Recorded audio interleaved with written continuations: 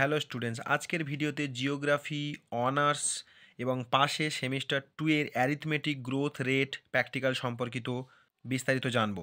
দেখো, ডেটা দেওয়া আছে যে compute the arithmetic growth rate of population of the given district of West Bengal for the decade 2001 to 2011 and represent them with suitable diagram and interpret it. দেখো, এখানে পশ্চিমবঙ্গের 5টা district দেওয়া আছে: কলকাতা, হাওড়া, সাউথ চব্বিশ পরগনা, বর্ধমান, মালদা, এবং 2001 সাল এবং 2011 সালের ডেটাগুলো দেওয়া রয়েছে। এবার এটার আমরা ক্যালকুলেশন করব। দেখো, গ্রোথ রেট পার্সেন্টেজে বের করতে হবে। এখানে 2011 সালের ডেটা থেকে 2001 সালের ডেটা বিয়োগ করতে হবে। তারপরে যে ডেটাটা আমরা পাবো সেটাকে 2001 সালের ডেটা দিয়ে ভাগ করব। তারপরে যে উত্তরটা পাবো সেই উত্তরটাকে আমরা 100 দিয়ে গুণ করব, করলেই আমরা গ্রোথ রেট পেয়ে যাব। এখানে আমরা এক্সাম্পল হিসেবে কলকাতা ডিস্ট্রিক্ট করে দেওয়া হয়েছে।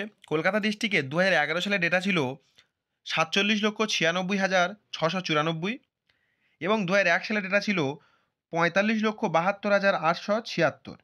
এই দুটোকে বিয়োগ করলাম, করে ভাগ করব 2001 সালের ডেটা দিয়ে 45,72,876, এবং সম্পূর্ণ যে উত্তরটা পেলাম সেটাকে আমরা 100 দিয়ে গুণ করে দেব। এবার আমরা উত্তর পেলাম 4.9, এটা অ্যাপ্রক্স। এর বলা হচ্ছে যে other calculation are same and show on the table, এবং এই যে এইভাবে আমরা প্রত্যেকটা আমরা বসিয়ে দেব। দেখো, এর জন্য আমাদের করণীয় হলো যে ক্যালকুলেটর ইউজ করার। দেখো, তোমরা সহজে কিভাবে দুটো ক্লিকের মধ্যে ক্যালকুলেটরের মাধ্যমে উত্তর বের করে নিতে পারবে। আর গ্রোথ রেট বের করাটা এতটাও কঠিন নয়। সব থেকে প্রথম কী করবে, এখানে ব্যাকেট, ডবল ব্যাকেট দিয়ে দেবে, এরপর আলফা ক্লিক করবে, নেক্সট এ ক্লিক করবে, বিয়োগ চিহ্নে ক্লিক করবে, আবার আলফা ক্লিক করবে, বি ক্লিক করবে, দেন একটা ব্যাকেট ক্লোজ করবে, আবার ভাগ ক্লিক করবে, নেক্সট আবার আলফা ক্লিক করে আবার বি ক্লিক করবে, আবার একটা ব্যাকেট ক্লোজ করবে, দিয়ে গুণ 100 ক্লিক করে দেবে। দেওয়ার পরে ক্যালক দিয়ে দেবে।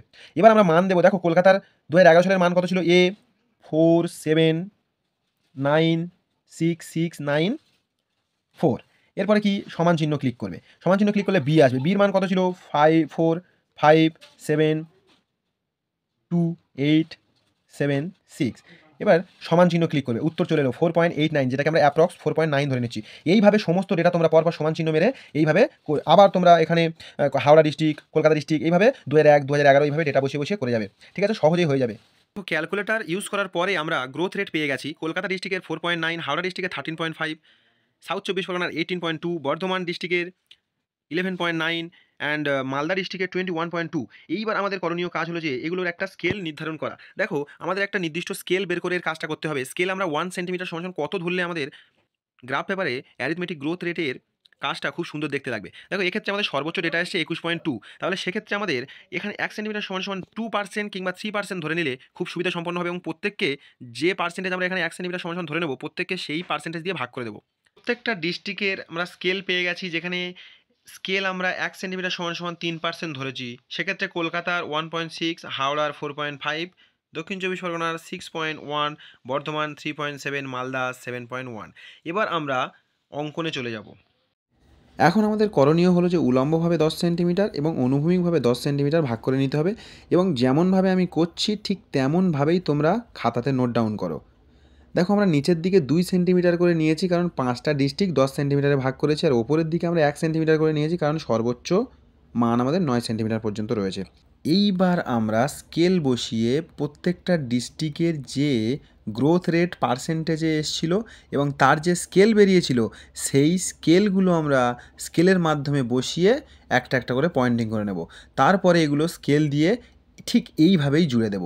দেখো, এটা হয়ে গেল আমাদের অ্যারিথমেটিক গ্রোথ রেট। এবার আমরা হেডিং করব।